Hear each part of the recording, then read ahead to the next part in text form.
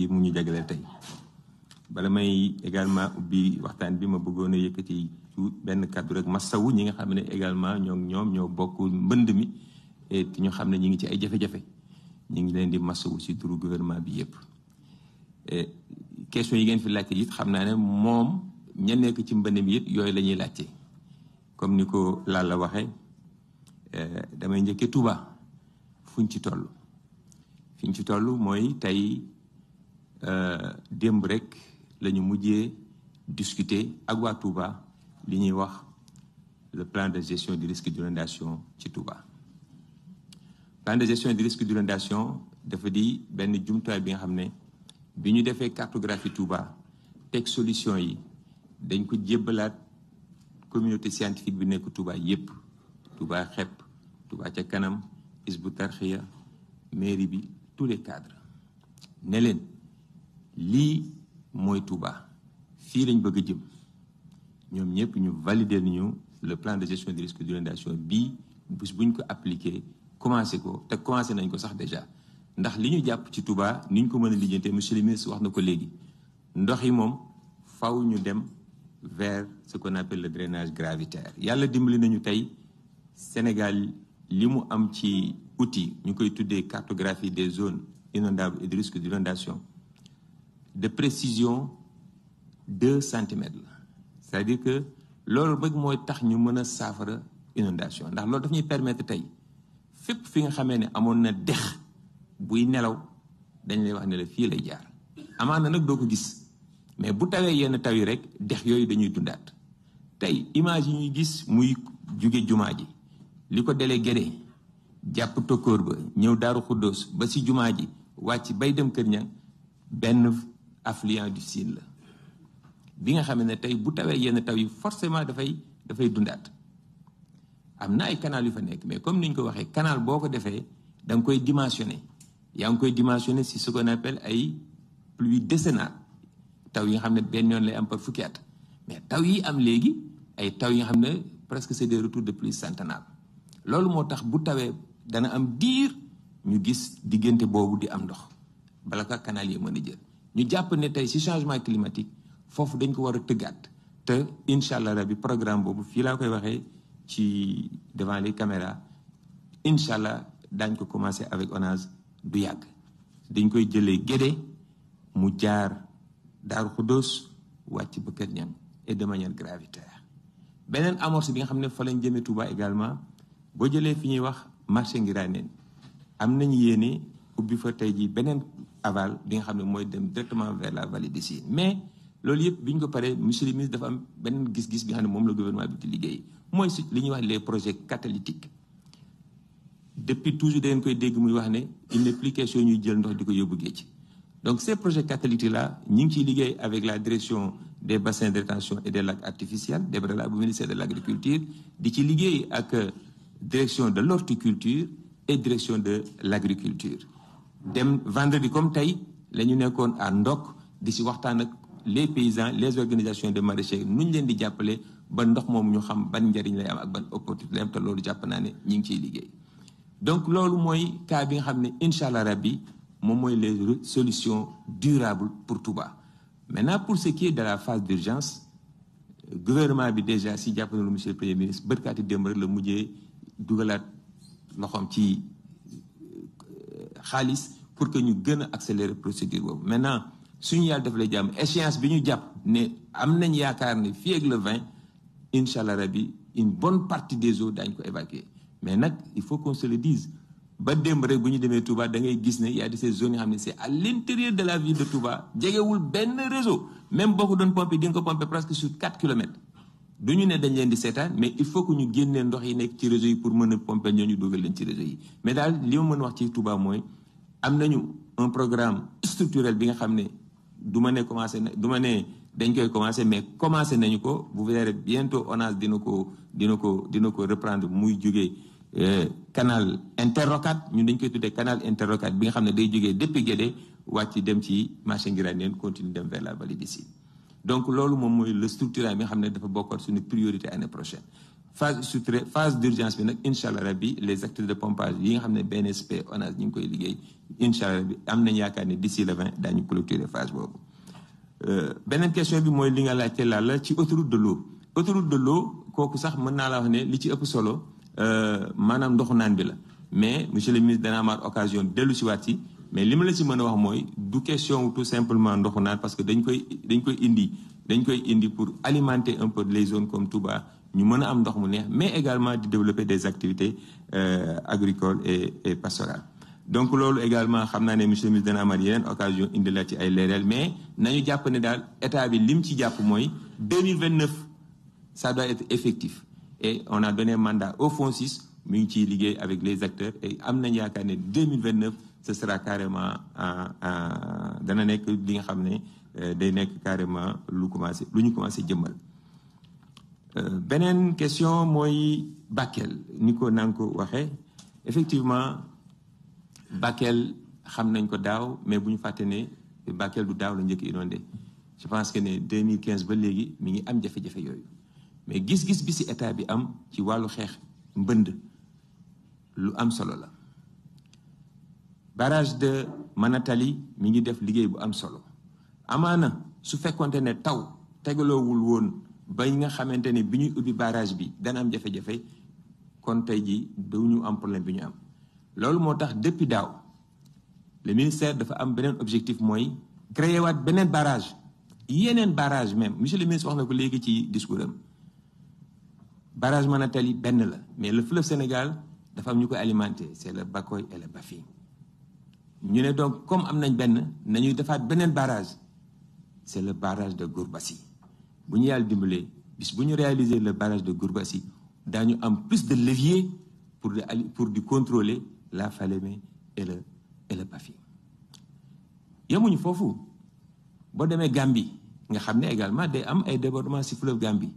yàggul trop ba monsieur le ministre bi muy lancé le barrage de Samba Ngalo gis nañ ko presque tey jii boobu dafa nekk en priorité parce que les crues au niveau des fleuves moom à la kulli haal il faut que ñu réguler les volumes d'eau qui arrivent te loolu li ko mën a réguler mooy les barrages Sénégal nag am na ñetti barrage Manatali taxaw na Samba Ngalo commencé nañ ko Gourbassi financement am également c'est presque bouclé et bu ñu ci yàlla dimbalee c'est le meilleur moyen de lutter contre les crues. Regardez Sénégal mi ngi ci 1750 kilomètres de côte xam nga ne loolu même boo réglé Yafeera dalay deseel Arundu deseel la Koungheul deseel la keneen ba ngay egsi tey jii fii ci Saint-Louis donc est-ce que mën nga def 1750 kilomètres de digue du ma ne doog daañu ko def ñu ngi ciy def lu ñu mën mais jàpp nañ ne la solution structurelle bi gën a wóor mooy nga réguler les affluents te loolu dafa bokk ci stratégie Sénégal tey pour xeex inondation jafe-jafe yi ñuy am yépp ce sont des affluents que nous n'avons pas contrôlés tey jii ñi xam tuuti Fuuta boo demee dëkk bu mel ne Culoñ da ngay gis ndox mi di dawee ci ferlo bi daw di ñëw di alimenter fleuve bi ñun ci suñu cartographie et puis ci gis-gisu état bi léegi li mu wax mooy on va créer des digues de rétention en amont avant ngay bàyyi ndox mi muy daw uniquement pour ñëw ci vallée bi te vallée bi am na ndox ba pare boo créer une digue avec un ouvrage vanné di nga mën a retenir le maximum d'eau bi nga xam ne ci affluent boobu mu doon jaar pour ñëw ci vallée du fleuve Sénégal du fa accès à 100% yow yaa koy contrôler di tëj di tijji te loolu projet boobu mooy gis-gis bi nga xam ne moom lañ fas yéene liggéey di xeex inondation boo demee tey jii Tambacounda dafa nekk le Mamakunda nekk ci digg bi nii mais bopp bu nekk am benn affluent bu koy alimenter ñu jàpp ne également boo bëggee liggéey inondation yi digue affluent bu nekk day am également benn digue avec un ouvrage vanné su boobaa au cœur de Tamba dañ koy aménager ndox mi di wàcc di ñëw mais jàpp nañu ci suñu stratégie li nga xam ne moom moo war a xeex inondation mooy xam nañu li may wax léegi les réseaux hydrographiques dormants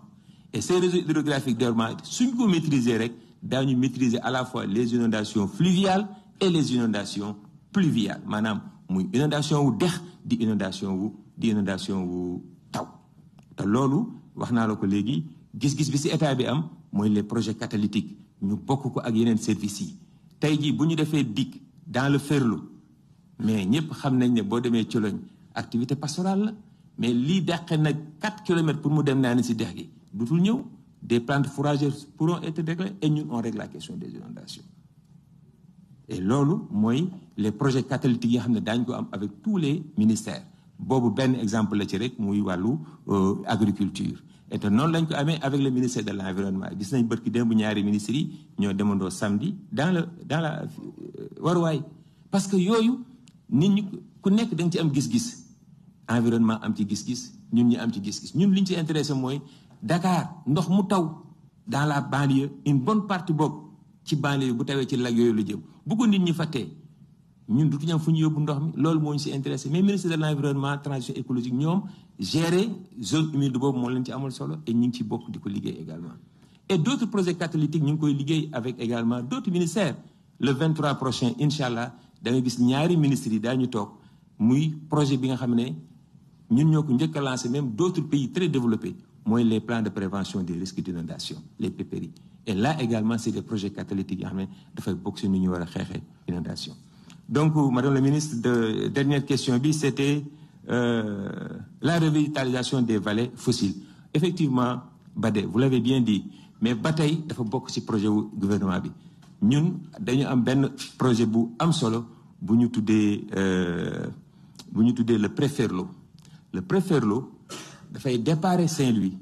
dugg ci vallée bi mooy les vallées fossiles yooyu ngay wax jaar Linguère Daara te incha allah rabi loolu daf ñuy permettre également ñu gérer les risques d'inondation au niveau de Saint-Louis parce que bis bu xasee ba ñëw Saint-Louis rek amutoo sax même dootoo sax laaj autorisation OMVS parce que dafay nekk quelque chose de droit au gouvernement du Sénégal et loolu c'est un projet de loi la bi si njëkk mooy le bassin versant du Lac Rose de manière globale damay faral di wax ne tey lu ñu war a ñàkk mën a bañ a réussir mooy le bassin versant du Lac Rose parce que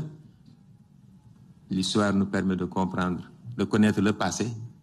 mais au moins comprendre le présent tey bassin versant du Lac Rose wax naa ko léegi ci samay wax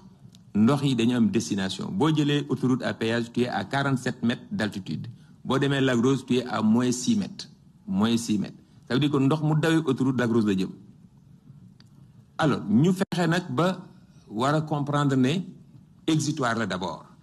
mais li ci ëpp solo mooy dynamique urbaine bi nekk ci secteur boobu kenn mënu leen